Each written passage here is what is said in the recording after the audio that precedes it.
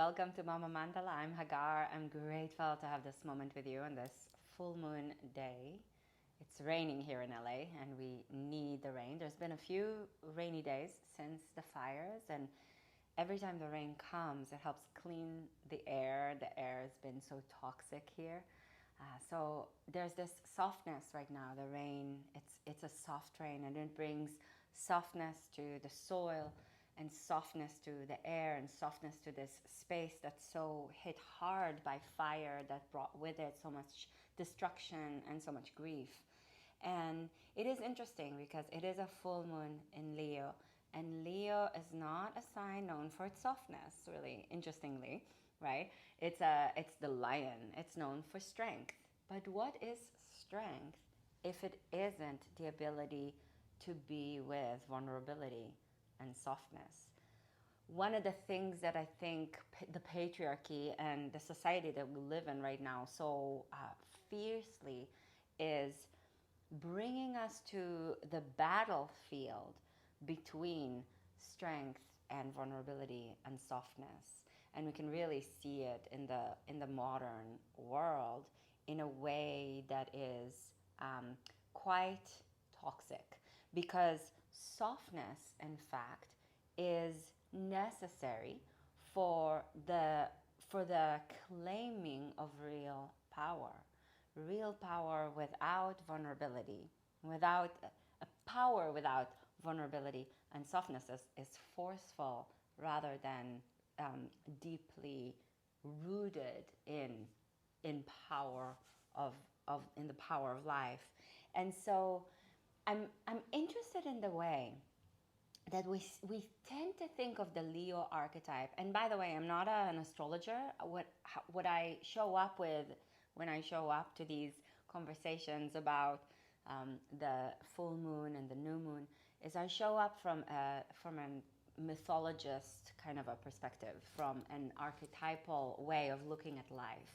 So a new moon and a full moon in a sign bring us an invitation to collectively embrace, play with, check in with ourselves, and find in our environment the relationship with the archetype that the moon is showing up with, right? And whether it is true or not true, whether it's real or not real, it doesn't really matter. You don't have to have a faith-based relationship with these practices, with these stories, with these characters, but they are a prism through which we can look at ourselves, our lives, the world around us, the collective and the personal in yet another way. So they're like access points into life in a self way and in a societal way, in a planetary way and in a cosmic way, right? We just get to explore things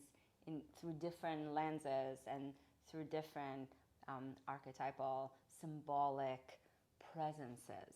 And so the archetype of Leo is one that is associated mostly with a male lion.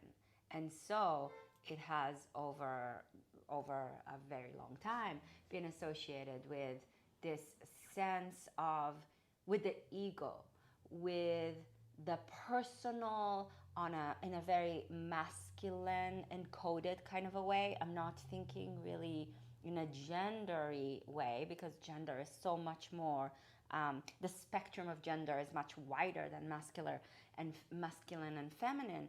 But if we take it in that code, in that symbolic language kind of a way, on that very edge of the spectrum of masculine, we meet Leo in that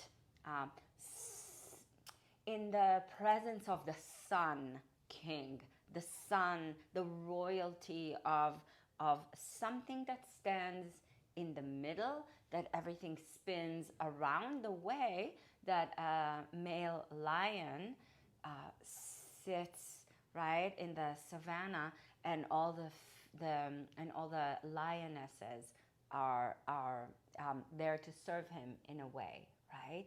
So if we think, or to sort of spin around him the way that a planet spin around the sun. But if we expand our vision of the archetype, which is so much more interesting than just taking it the way that it has been sort of explored, we can build on what and on how it has been explored, and see that if we include in the archetype of Leo, the lioness, then we're invited into a more group care, more of a communal, collective movement, and the ability to nourish one another, that the importance of nourishment together is much more important than the nourishment of one's own life. That we need one another, because the lionesses, they work as a group. The lionesses raise their cubs together.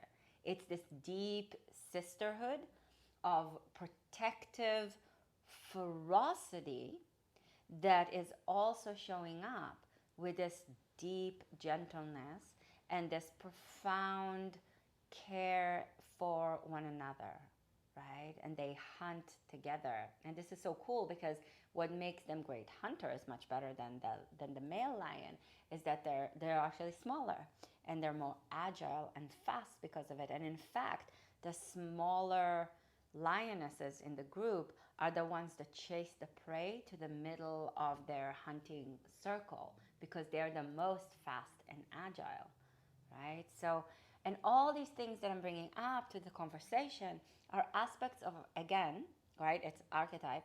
So it's aspects of ourselves and of society, of our community, of the culture, that we can start to weave together into the way that we are, the ways that we are living as who we are.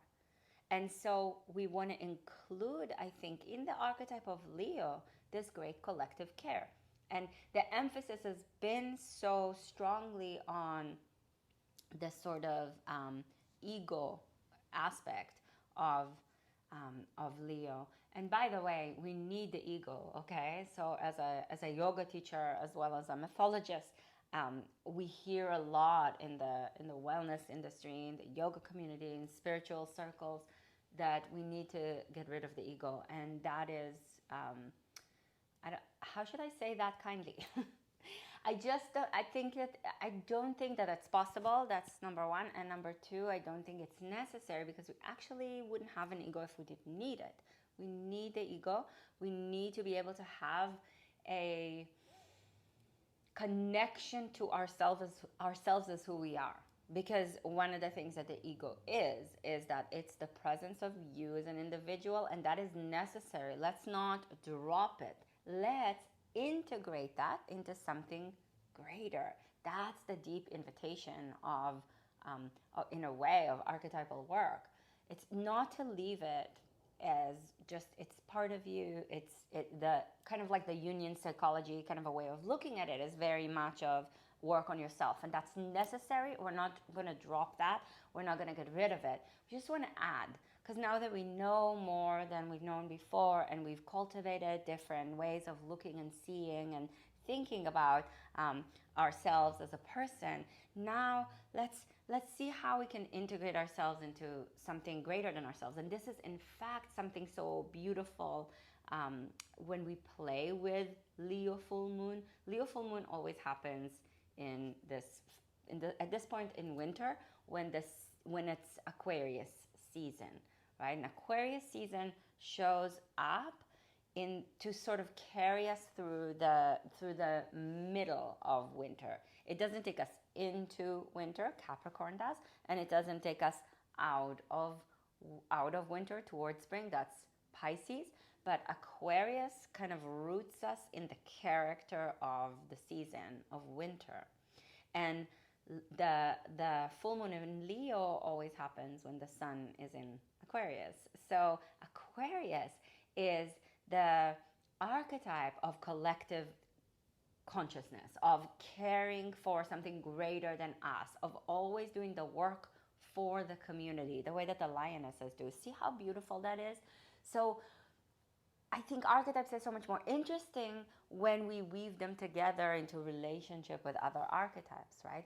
They come from the same soil and they grow in different ways, and there's different expressions, and we need, again, this is so that conversation right now, we need the individuated expression of something, of someone. We don't want the way that a more again, it's not separated, but it's a differentiated way of being. As we do the work of, for lack of a better word, like the spiritual work, sometimes I struggle with these terms, but whatever. It's okay. We can struggle with terms, but still use them. But the work of spirituality, sometimes we hear it shifting us away from individuation and differentiation. And then in other ways, it carries in that it's all one, it carries certain beings deeper into the narcissism of those pieces of conversation. So we just, all I really, it's not all I really think, but one of the things I think we can do is bring more reflection, and reflection kind of in a way that also offers refraction, right? So that we can move the conversation around and look at things through different angles. And in some ways, that is very much the Aquarius invitation. The Aquarius invitation is to expand our mind and to think of things in different ways. It's an air sign. And so it brings us this great power of expanding our mind, of opening our vision, and being able to, through broad perspective, look at things through different lenses. Okay, and sometimes the Aquarius archetype is really impatient because it can sort of see all the things that are possible, and there's a breaking up with the status quo that happens in Aquarius, in the Aquarius archetype, that just sort of like, this is not working, let's open it up, let's unfold in different ways. And it gets impatient because it's like, can't you see it? This is what it is, right? It wants to take us into this place where we're all working together for something that's going to be better for all of us. The lionesses way, right? They work together for their pride, for their tribe, right? But I'm thinking even how we want to move further than just the tribe and see how the tribes have to also work together, right? Like to be a part of an ecosystem doesn't mean that this ecosystem has to protect just itself and then destroy another ecosystem. The whole point is that it all works together. The way that, think about the way that the planet has that the planet has its ways, that great winds from the Sahara Desert find their way and carry dust and through and come get all the way to the Amazon forest. I mean, there's just this gorgeous way that everything here on this planet, and if it's on this planet, then I think even further, it's probably in a universe kind of a way. It's not that it's all connected, right? That's sort of like the sort of little bit of sense of humor that we can show up to that part of the conversation, but it really is interrelated, that there's a relationship between things and that we mustn't forget. And in that relationship, there are destructive forces that are necessary for renewal.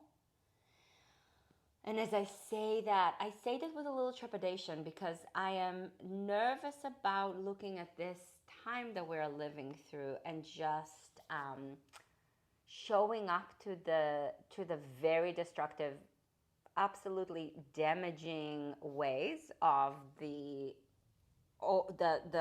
way that the narcissism of Trump in the US, the madness and narcissism of Trump, Netanyahu, and other, right, Netanyahu in Israel, and even it's problematic what's happening in so many places in the world. But that the way that this is dangerous, I don't want to then, through this conversation of saying, oh, breaking up with the status quo and that destruction brings renewal, I don't want to turn that in. I don't want to idealize it, right? Like, I'm very nervous about what's going on in the world, and it is crucial that we show up with a critical eye, right? Not just go, oh, well, that's just breaking up with the status quo. It is. And the sort of collapse of the world right now it's very worrisome, and it's going to bring renewal, and we don't know where exactly it's going to go and how it's going to end up, and how many people are going to have to die on the way, and what kind of torture some of us are going to need to go through as the world sort of dissolves its old ways to bring new ways.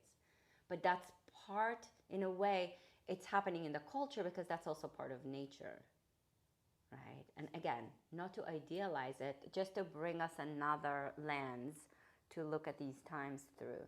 And in fact, I'm thinking of how, and I actually wrote a little piece about this full moon, and about the way that Leo loves attention. They love the stage, right? If we again bring it back to the male lion association with the Leo zodiac character, they love attention. They love the stage. They love the spotlight. The spotlight.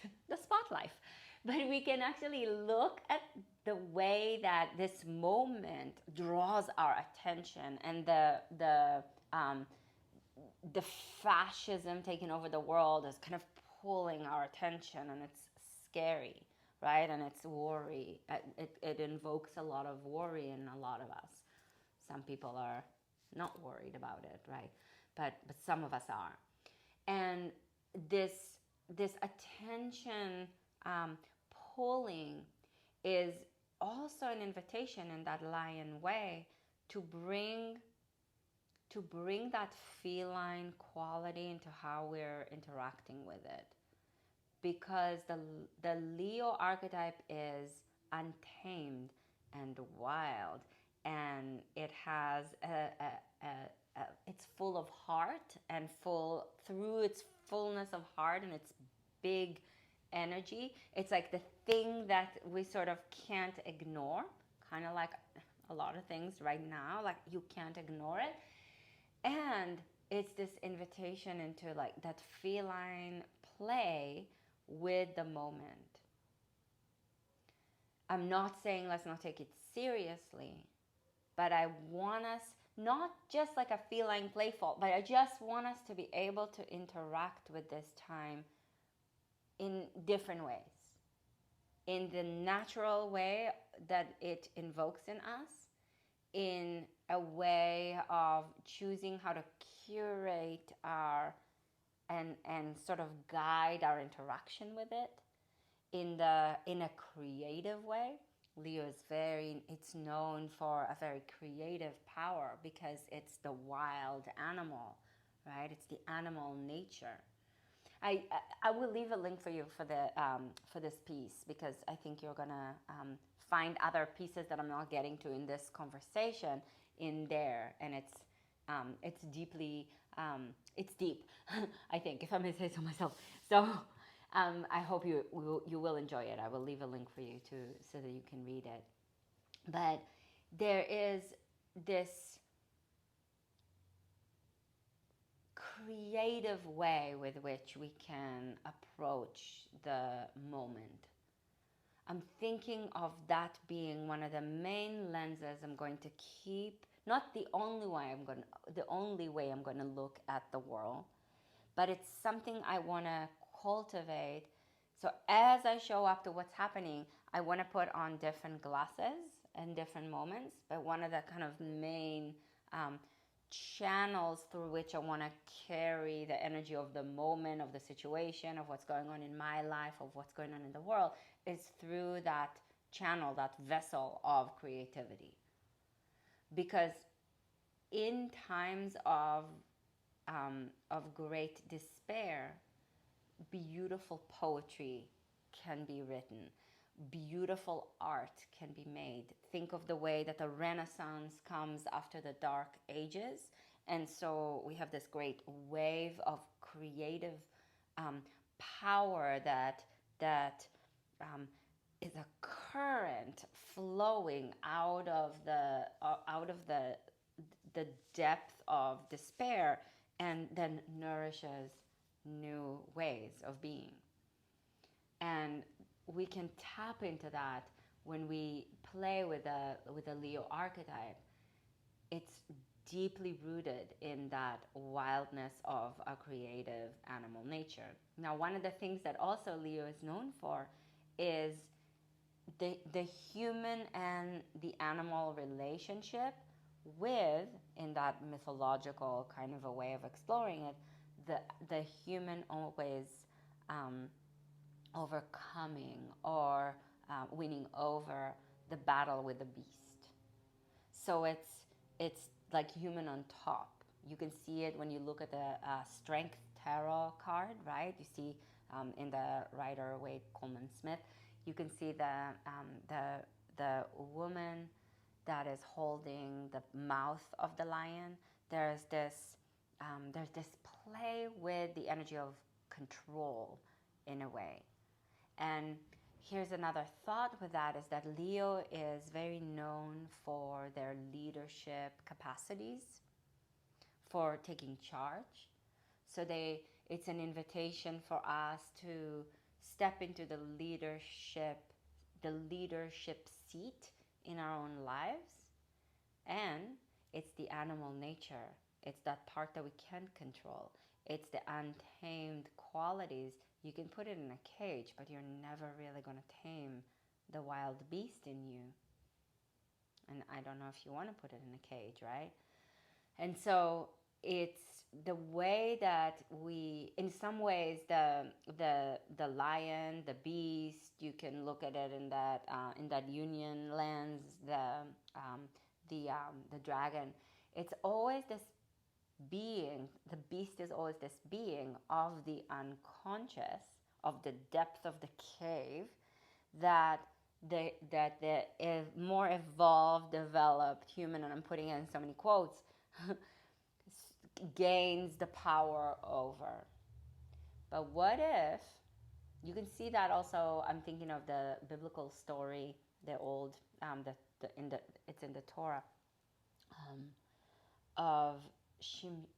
Is it in the Torah or I don't know, but anyway, it's in the Old Testament. It's a Hebrew story about Samson in English, Shimshon in Hebrew. Shimshon means little son, right? Little son. And Shimshon had the kind of strength that was supernatural, was so strong, and his strength was in his hair. In the wildness of his hair was his great supernatural strength. And there was a moment where he is on his way.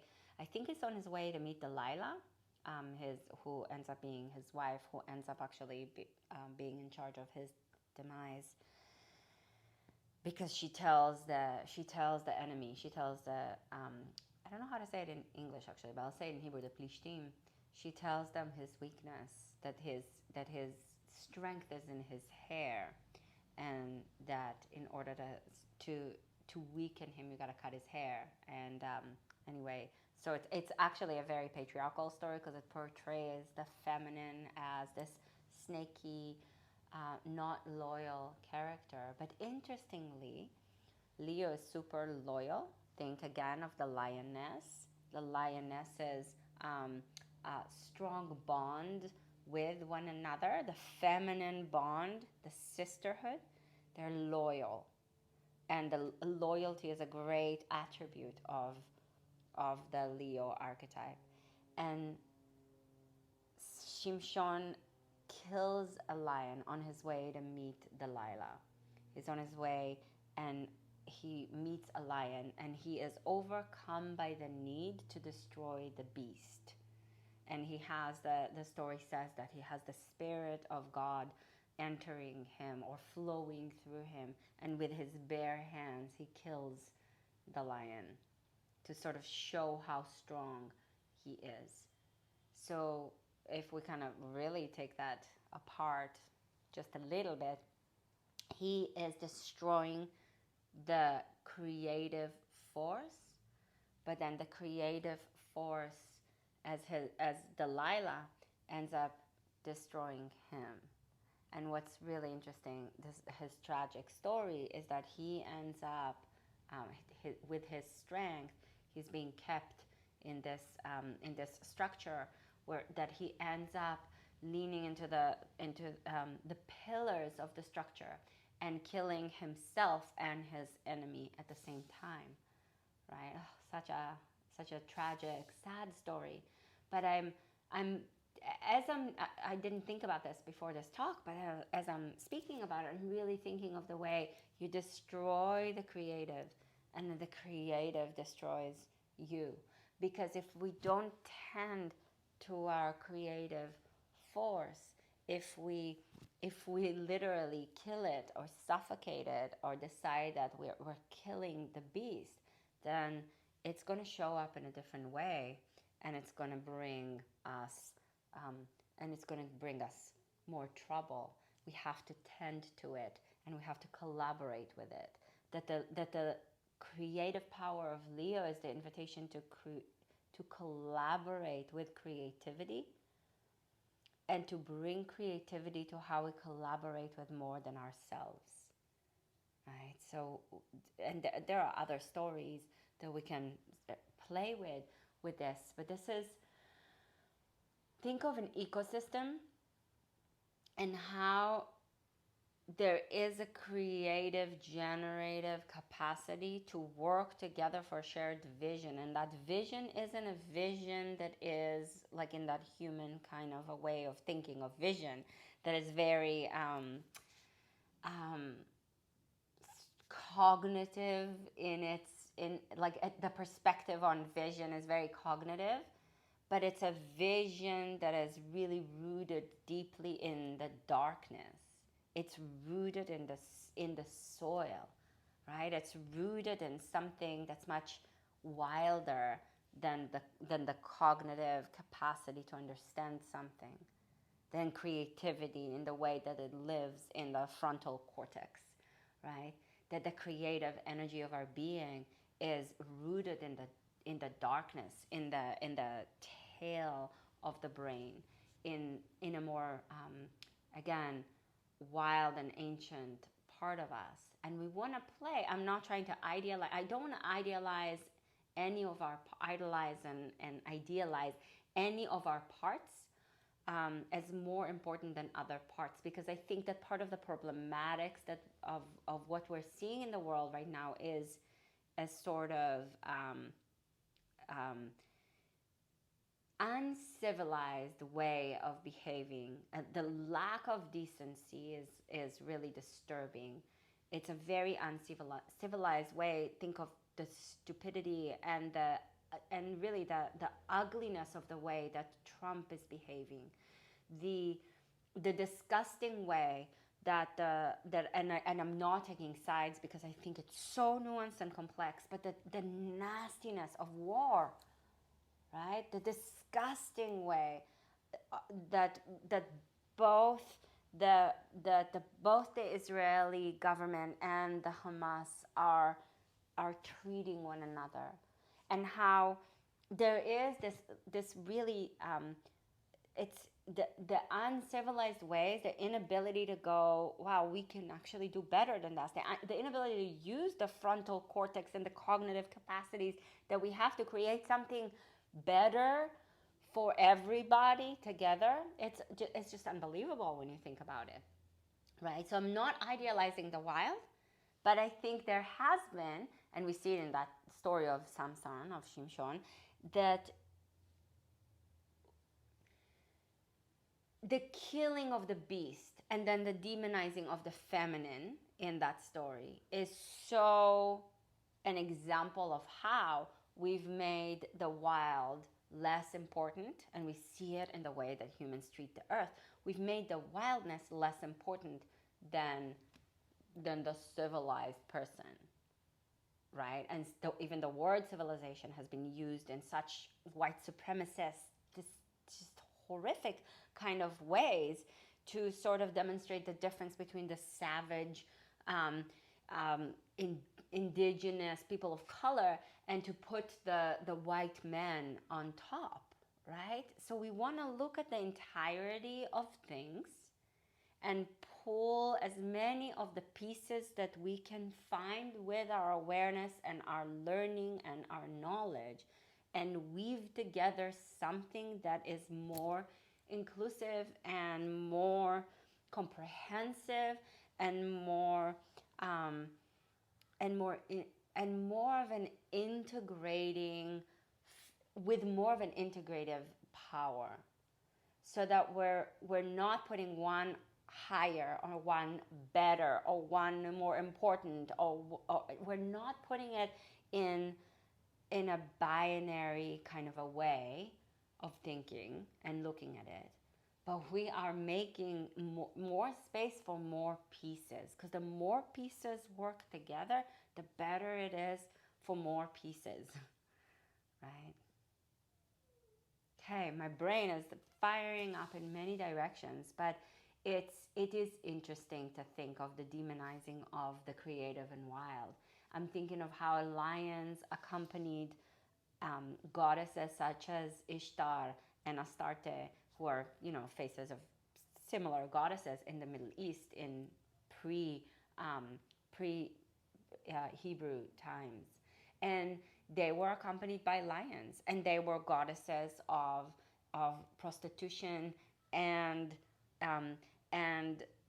virgin independence, right? Virgin not as in never had sex, but virgin as in a woman who's onto herself. They were goddesses of womb. They were goddesses of death and the underworld, as well as the birth and rebirth of the world, of the life-giving power, the way that the sun is life-giving. Without the sun in the middle of the solar system, we wouldn't be able to have life on Earth. And yet, do we only define life by organism that lives the way that life lives on Earth?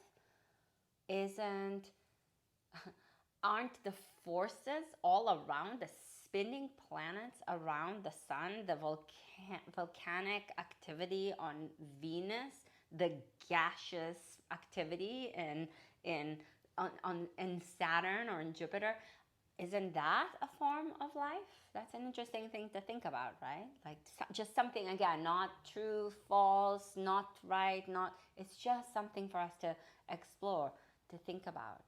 Lions accompanied Circe, the witch goddess in Greek mythology, who was the daughter of the sun and who ended up in exile on an island, and she was accompanied by many lions, probably lionesses more than lions, right? So the lion is, again, showing us the connection to the exiled wild and the power of being able to